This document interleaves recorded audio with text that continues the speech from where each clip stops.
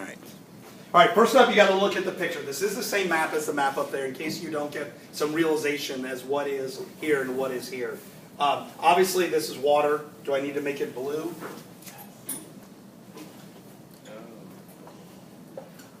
Okay, let's go through some of the countries just so we know. Does anyone know what country this is? Norway. Not Norway. Norway's over here. What? England. England or the UK. United Kingdom. So it's England, Ireland, Wales, Scotland, all that kind of stuff. Does anyone know what country this is? Spain. Spain. Very good. And Portugal. And it's Portugal, right. Does anyone know what that peninsula is called? Oh, wait. World Geography. The Iberian. Very good. The Iberian Peninsula. Very good, Scott. All right, what country is this? Italy. Does anyone know the name of this little island off the toe of Italy? Very good. You can read the board. Oh, yeah, you should know that. They're right. So what's this country here, then? Germany. France. Well, here. France. France. And then, so if we go a little bit over, Germany. Okay, what's the big country that's over here? Soviet Union. Well, we don't call it Russia. US. USSR, very good. And then this is obviously North Africa. I don't know if you know North African countries except the groups that did North Africa. Morocco is over here, Egypt's over here. All right, and then along the way is Tunisia and Libya and Algeria. Those are the other ones. All right, so let's talk about this. We're going to use red to describe the Axis powers. Okay, so we're in the United States, so we'll say those are the bad guys. Okay, because we're in the U.S., so we're going to say that. And we know that after World War I, after the Treaty of Versailles, you guys went into all this stuff, the Germans, the Italians used the Treaty of Versailles and the economic situation associated with that to rise to power. Right? The Mussolini in Italy, Hitler in Germany, even Franco in Spain, but if you remember, Franco ends up being neutral, so, but they kind of rise to power. Once they rise to power, they help build an infrastructure, meaning like a military infrastructure. They rebuild their country. They create nationalism, that people are proud to be German or they're proud to be Italian. And then Hitler gets to the point, well actually if you want to know the truth, it's Mussolini first. Mussolini sends troops from Italy into Africa and they try to get some funk going on over here to expand their powers here. But it doesn't really have an aspect to the war, so I'm not really going to put it up there. The bigger one is Germany going this direction into the country of Poland. If you remember, one of the groups yesterday, and I apologize, I can't remember if it was this class or if it was fifth period. One of the classes reminded us that Germany and the Soviet Union had come to an agreement that they would not fight each other. They agreed they would not fight each other, but they would divide Poland in half. You can see Poland on the map up there. It's really easy to see where Poland is on the map up there. And they split Poland in half. So Germany, which, I'm not going to try to draw that. Okay, so roughly that's Germany. Now they can split Poland in half, so the country has grown a little bit. Just before that, if you remember, they went into Alsace-Lorraine, which is a little land there. They went into Austria-Hungary, which is over here. So we see this German, or the Axis powers of Germany, grow this way. Once that has happened, and there's been, you remember, the Prime Minister from England went and met with Hitler, Chamberlain went with Hitler, and they agreed. Hitler said, I will not invade any other country. Oh, thank you. You're not going to invade another country. You're a good guy. Hitler promised the world, knowing he was going to break every single promise. If this makes you feel good right now, and that's what you need me to say, all right, I'm not going to invade another country until I invade another country. So that's going on. We've grown like that. England is now getting a little weary of what's going on. Russia isn't worried because they're not supposed to invade Russia. So they're like, yeah, all right, Hitler, knock yourself out. Italy has expanded a little bit down here. Then what we know is at the end of World War I, they built a wall that goes right here between Germany and Italy. And the wall was specifically set up to stop the German invasion of France. Excuse me, I said Italy. Of France. Remember the World War I, they had the trenches, the trench warfare? They wanted to avoid that. So we're going to build a wall here that will not allow the Germans to come into our country. Okay. If there's a wall in your way of something you want to get to, what are you going to do to that wall? You're going to knock it down, or go over it, or go around it. Which is the easiest of those three things? Dig under it. Or dig under it. What's the easiest of those four things? Go around it. So what did the Germans do? They just went around. They invaded the countries to the north, Belgium, Holland, those countries, and then they just went straight down like this into France. Now along the way, there was a lot of British troops that got stuck right here. This is called Dunkirk, and they were going to be captured. So a lot of private ships, like fishing vessels and stuff, went across the English Channel to rescue these people and bring them back to England. Not all of them made it, though. The Germans ended up capturing like 300,000 soldiers. But a lot of them did make it. So those soldiers now have made it. Now, the Germans have invaded here, and now they're going into France. Ooh, wrong color. They're going into France. As they're going into France, the Italians now go north into France. Now war is being declared. As soon as we do this, UK declares war on Germany, Italy declares war on UK declares war on Italy, France declares war on Germany, all right, so doesn't this sound like World War I? Everyone starts going like that. The United States is not getting involved. This is all 1939, 1940. We're not involved. Our concept is a thing called isolationism. We're going to isolate ourselves from what's happening in Europe. We will financially support the people that are our allies, but we're not going to actually get involved in the war. We actually did something called the Lend-Lease Act. The Lend-Lease Act said we will give you ships, we'll give you planes, we'll give you machine guns. At the end of the war, you give them back to us. If they get destroyed in the war, you just pay us the money of whatever it costs. But if you don't get destroyed, you just give them back to us. That's a great deal, isn't it? Yeah, thanks, give us. We gave it to England, we gave it to France, we gave it to the USSR. Okay?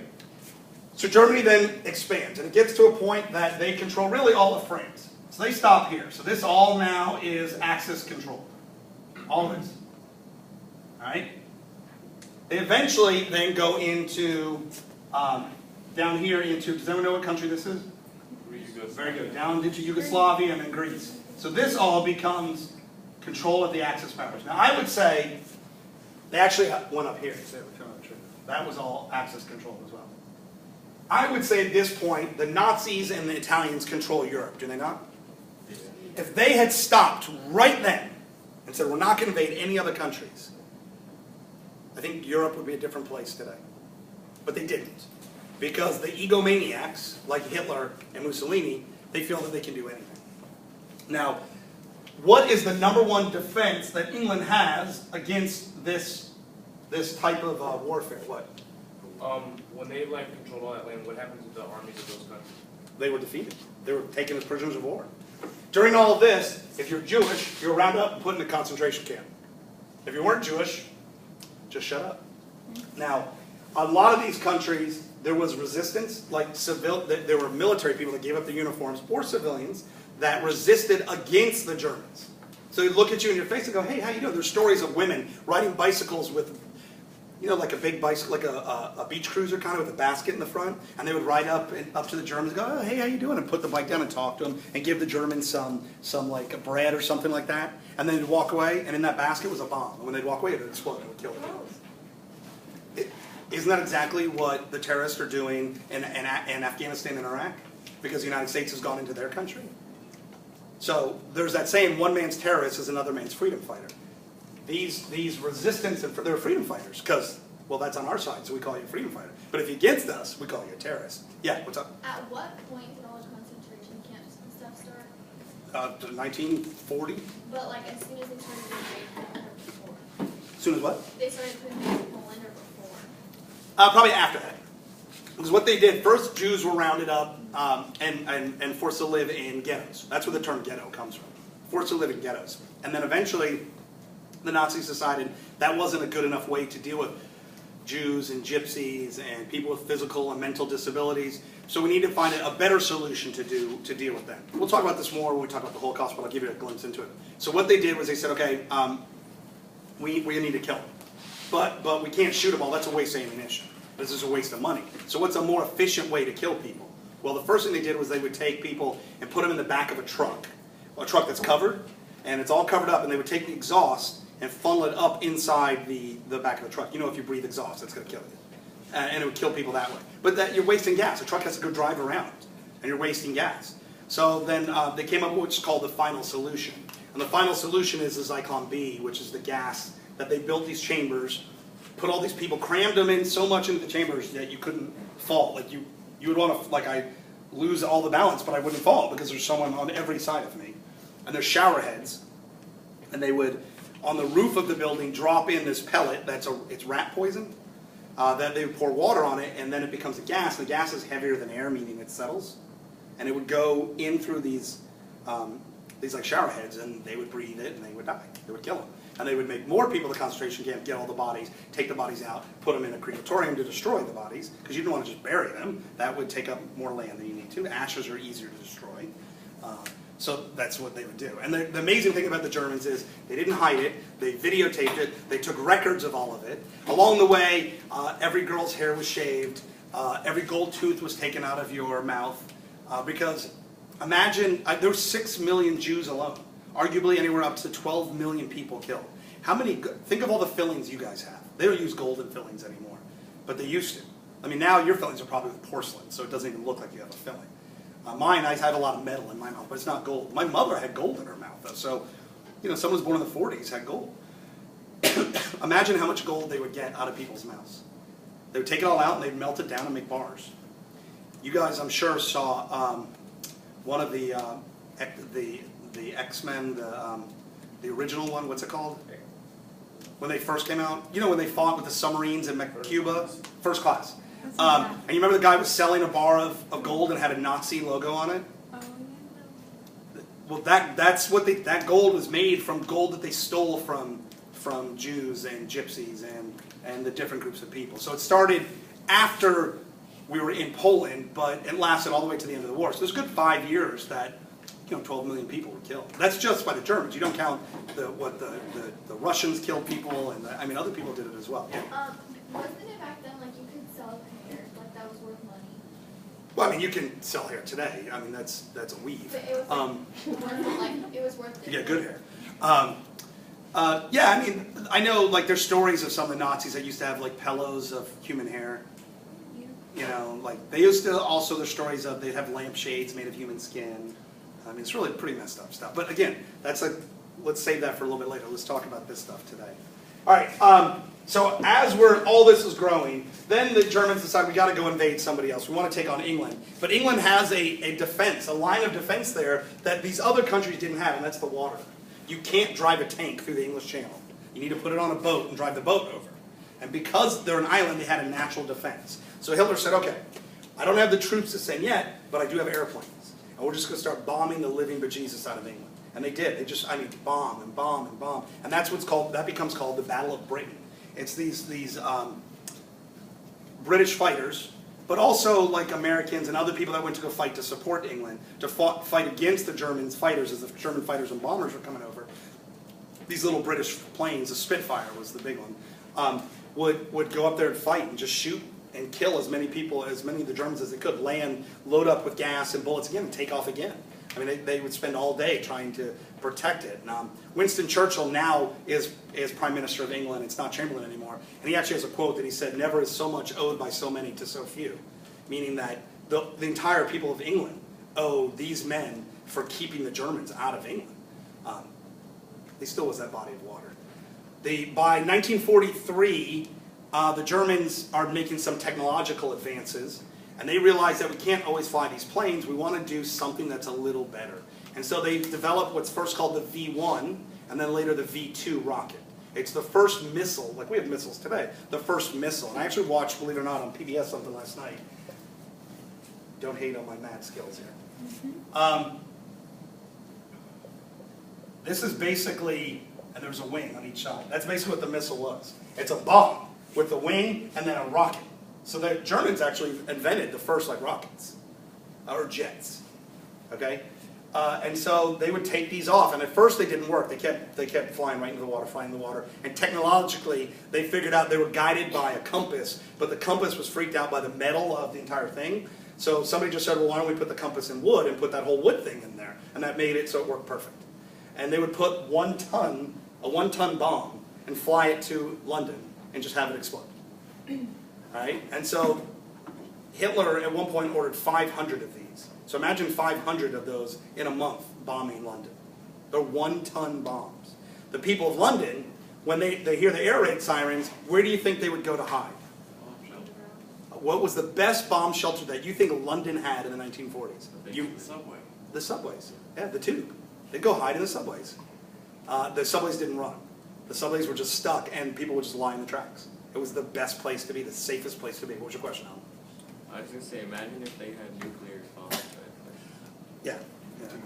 I mean, and they didn't, at the end of the war, it wasn't just the United States that developed one. Russia and Germany were also working on it. Yeah? At some point, didn't they think, oh, everyone's in the subways, let's blow those up? You couldn't. They were too far down. They didn't have a bomb big enough to get down underground. So they were wiping out everything on the top. But bombing a city is psychological. It's not about killing people. It's about psychologically messing with their head. That you're so afraid to walk out of your house because you think you're going to die at any given moment. That's a psychological thing. We bombed a city in Germany called Dresden. We firebombed it. That we used bombs on purpose to make it burn. We're trying to blow things up. We're trying to set the city on fire. We did so much, the entire city of Dresden caught on fire. Like 20 miles away, you could see the flames of the city shooting up. The Americans killed hundreds of people because we're psychologically showing to the Germans, shut up and do what we tell you to do. Do not mess with us. Think about the 2 atomic bombs we talk about Asia. We dropped 2 atomic bombs. That was psychological. That was to mess with the Japanese people. Don't challenge us. You can go all the way back to, if you remember world history, the Punic Wars between North Africa and Rome. And the Third Punic War, the Romans finally went to North Africa, they defeated them, and they salted their fields. Why would you put salt on crops? You can never grow crops there again. So it's like, stop thinking you can beat us. It's never going to happen. And to remind you it's never going to happen, we're going to destroy all your food. So now you don't get to eat. Go starve to death. It is getting in a fight with somebody, and when they're already in the ground and you've beaten them, you go and kick them in the face 2 more times. Just to remind them, don't challenge me. You challenge me, this is what's going to happen. And whether it's a fight or it's a war, it consistently does happen that way. So it's pretty powerful. All right, so the Germans are bombing England. They're sending over these V1s, and eventually the V2s look more like what you would imagine a missile looks like today. They're bombing them, they're bombing them, they're bombing them. 1941 happens, December 7th, the United States now decides we're in the war. We're now not going to just send over planes and boats and guns, and we're going to send people. We're going to go fight. And one of the things we kept, and we learned from World War I, was we send from the United States over, and we send a whole bunch of ships. Don't hate on my drawings. We send a whole bunch of ships. We understand that the Germans have the submarines. That's a sub. All right? And the subs are going to shoot torpedoes, and we need to figure out a way to deal with that. So that was one issue. We learned that about World War I. We learned how we had to deal with that. We were successful enough in getting our troops over there. Okay? But we said, look, we want to attack Germany, but we can't attack Germany head on. We need to kind of sneak up on Germany. So what's the better place to go in sneaking up on Germany? Is it to go through Spain? We could go through Spain, but Spain is neutral, so we're not going to mess with them. We're going to go through North Africa. So the British and the Americans land in North Africa, which you guys, some of your groups went over yesterday. We talked about like the Battle of El Alamein, which is over by in Egypt. There's one in Tunisia, and it went back and forth. Rommel was the leader of the Germans down here. Remember, going back and forth, back and forth. Eventually, the Germans get defeated. Rommel gets pulled from here, and he gets pulled, and he's in charge of all the forces along the border between France and England. He gets put in charge of that. That's important to remember for later. Okay, so eventually the British and the Americans and the French, we all control this stuff. Okay, so now we need to go into Italy. So we said, all right, what's the best way to go to Italy? Well, you said you're from Sicily, okay? What is Sicily known for? What type of people are in Sicily? Okay, there are old people, yes. What type of activities for jobs would Sicilians have? That would be interesting to Americans today. What? Okay, pizza, yeah, but what? I'm sorry? They cook. Yeah, okay, but that's not important. What were you going to say? How to know for wine? Okay, wine, sure, but this isn't interesting to me. How's that going to help war? Food and drink, it's good, don't get me wrong, Italian food's good. But that's not helping us war, what? They build ships. Build ships, maybe, okay. Okay, Palermo, which is a city in Sicily, is the birthplace of organized crime in the United States, in the world. It's where the mob began, okay? And so the United States sent over spies to Sicily, and we went to the mob and said, help us. Help us get our troops over here, and we won't mess with the business that you guys do. Your business. You want to make money, do an illegal, whatever. Just help us defeat the Germans. And the Sicilians hated the Germans, right? We got you. We got you. And we did. Because of the help of organized crime, we were able to get troops onto Sicily. Okay? And then we defeated the Germans there. And then, of course, if we're there, what are we going to do? We go right across the boot. And we start working our way up. The Allies start working their way up. Italy.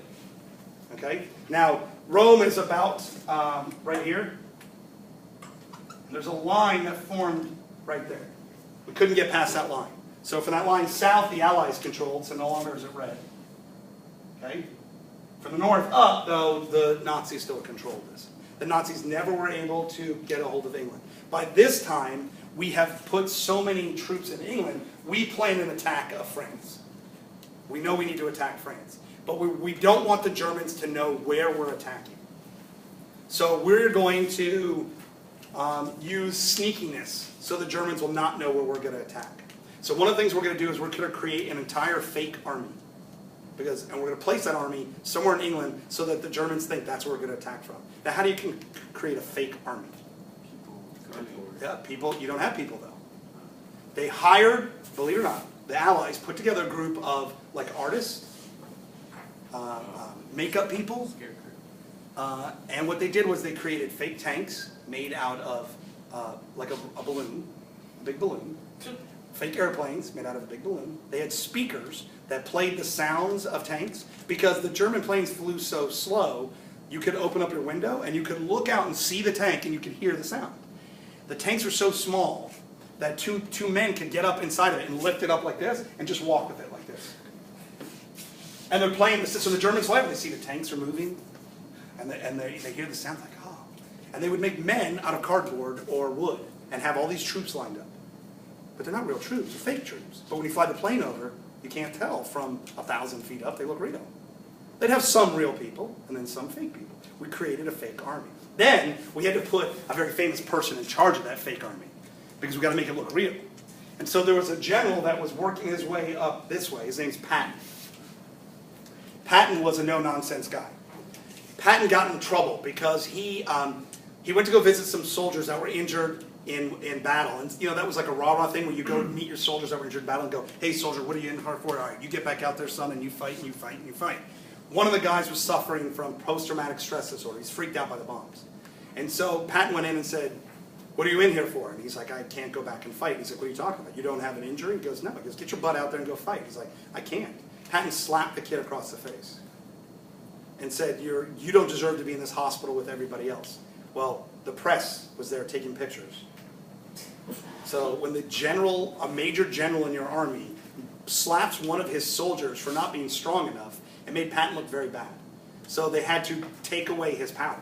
And he wasn't in charge of that. So they put him in charge of this fake army. But the Germans don't know that happened. The Germans just know Patton, it's been kicking our ass here and here, now is going to be in charge of this fake army. And so now we have this whole fake army up here. And see, the closest part between England and France is right here.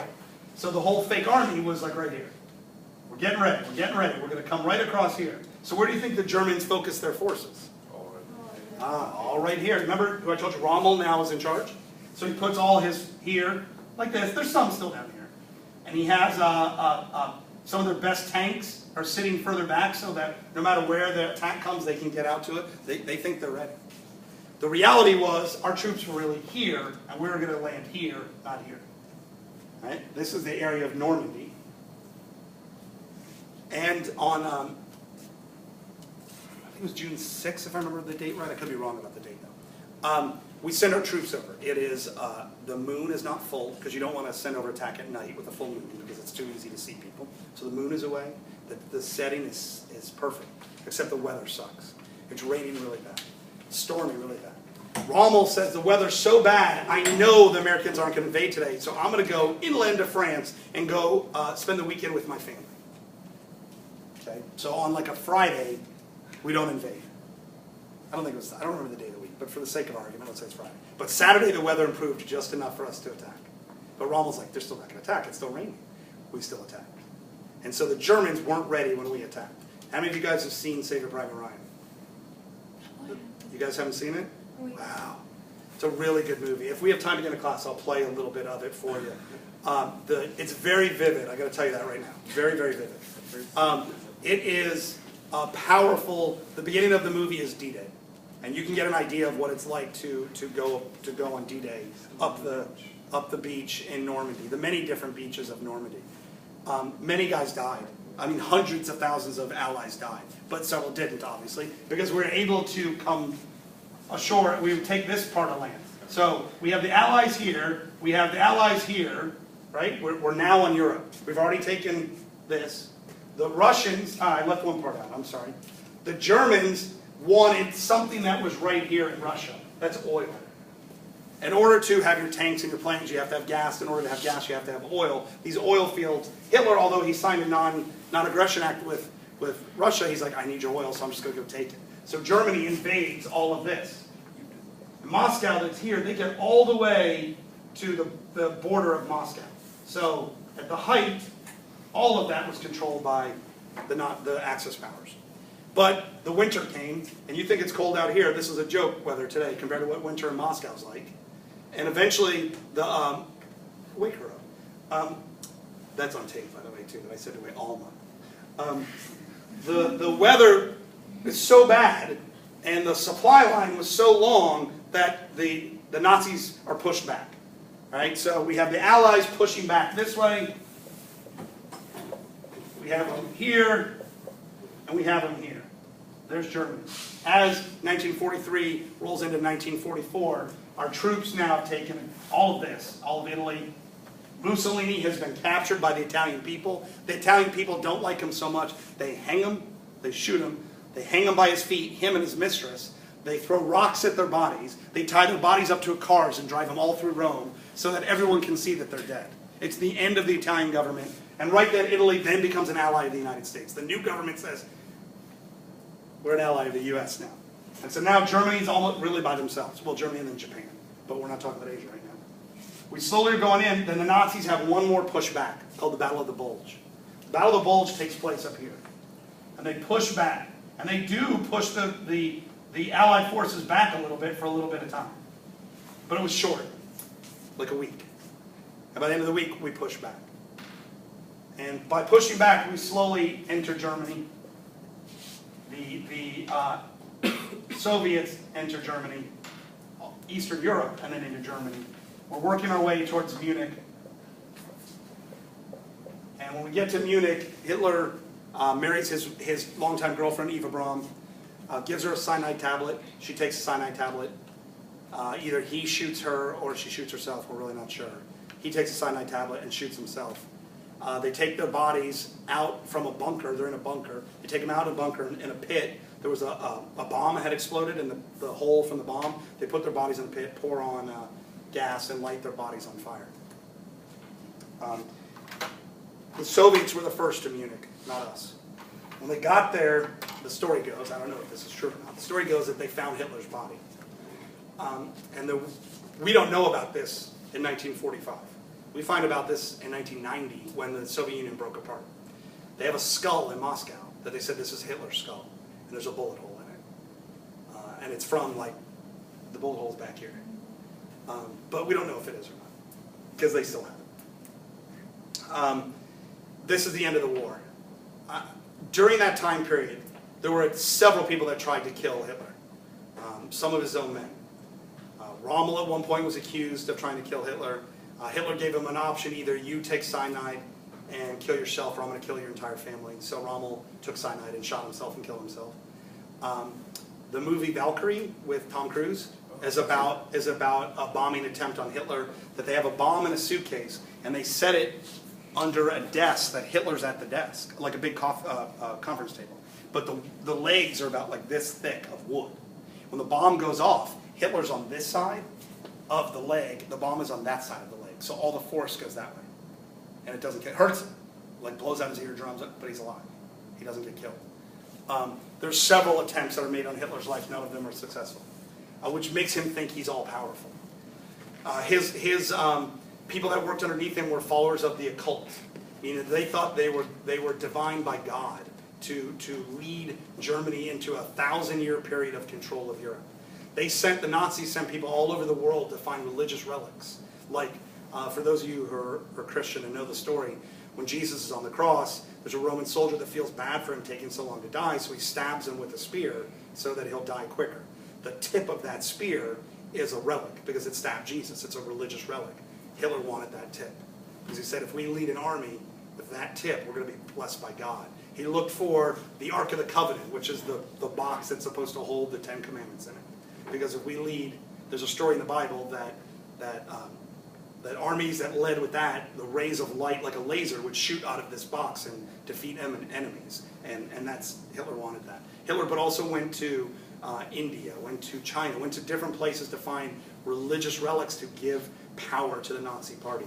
If you guys know the story of King Arthur and the round table, the Knights of the Round Table, the Nazis actually built a round table where all the leaders of the Nazi party would meet because they felt like they were the Knights of the Round Table. They felt the Aryan race was the supreme race that was created by God. All these other people were, so the majority of us that have dark hair, we're not wanted.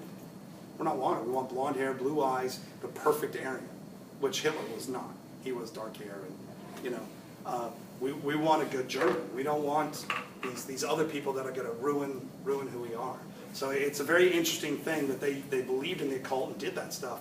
But the reality is, obviously, we know that he's cuckoo for Cocoa Puffs. So, what was your question? Okay, I heard, or I had a couple teachers tell me before that Hitler was arrested for like 3 days and he was like put in prison. But how did he get Early in his life, he tried to overthrow the German government. He was in there for more than 3 days. He and a group of people tried to violently overthrow the government. He was arrested. He was sent to jail. While he was in jail, he wrote a book called Mein Kampf, which is My Struggle. And he wrote about this is what needs to happen to Germany in order for us to reach the heights we've been at previously. When he got out, and he just got out because he served his 3 years and he got out. When he got out, he started talking to his buddies, and Hitler was a good speaker. And he would go to beer halls. Beer is an important part in German culture. He'd go to beer halls and start talking to people about what he was doing, and people would read his book, and they're like, yeah, we like your ideas, we like your ideas. In the book, he talks about blame all the Jews, we got to kill the Jews, da-da-da. Anyone who wasn't Jewish, who wasn't, people who were Aryans, like, oh, this guy's brilliant. This is what we need to do. And eventually he rose to power. He was elected, not violently overthrown, he was elected into the German government. Germans elected he and the Nazi party as a political party, the National Socialist Party, but the Nazi party into political office. But because he BS'd it. Well, he didn't BS. He said, this is what I think we should do. And enough people thought, yes, that's a good idea. Did he include all the violence he did, or no? More or less, yeah. Once he got into power, then he went overboard. But to get to power, he followed all the rules. What's your question, Lex? Oh, you answered it. Okay. Anybody else have any questions about any of this stuff? All right, I want to see if I can find you a thing from Saving Private Ryan, but we don't need to record that.